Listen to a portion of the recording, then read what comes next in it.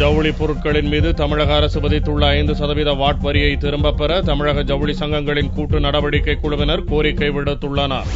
தமிழக அரசு ஜவுளி பொருட்கள் மீது 5% வாட் வரி விதிப்பை இம்மாதம் 11ஆம் தேதி அமல்படுத்தியது.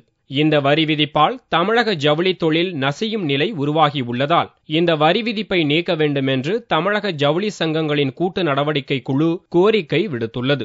இது தொடர்பாக சென்னையில் செய்தியாளர்களை சந்தித்த இச்சங்கத்தினர் வாட் வரி விதிப்பால் ஏற்பட்டுள்ள சிக்கல்களை தமிழக முதல்வரை நேரில் சந்தித்து முறையிடப் போவதாக தெரிவித்தனர். வேறு எந்த மாநிலத்திலும் இல்லாத இந்த வரி விதிப்பால் 10 முதல் 20 லட்சம் பேர் மறைமுகமாக பயனடையும் தமிழக ஜவுளி வணிகம் முழுமையாக பாதிக்கும் நிலை உருவாகியுள்ளதாக இச்சங்கத்தின் உயர்மட்ட குழு உறுப்பினர் மாரிமுத்து தெரிவித்தார். ஹோல்சேல் பண்றவங்கள்ட்ட சென்னையில் நடக்கிறதும் மதுரையில் நடக்கிறதும் திருச்சி கோயம்புத்தூர் நடக்கிற வியாபாரங்கள்லாம் அண்டை மாநிலத்துக்கு பறிப்போகக்கூடிய சூழ்நிலை இப்ப உருவாகி இருக்கு.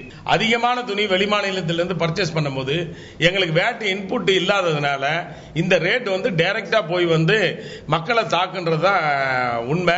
தமிழக முதல்வர் அம்மா அவர்களை சந்தித்து எங்கள் தரப்பில் உள்ள நியாயங்களை எடுத்து கூறி இந்த பிரச்சனைக்கு தீர்வு காணணும்னு முடிவு பண்ணியிருக்கோம்.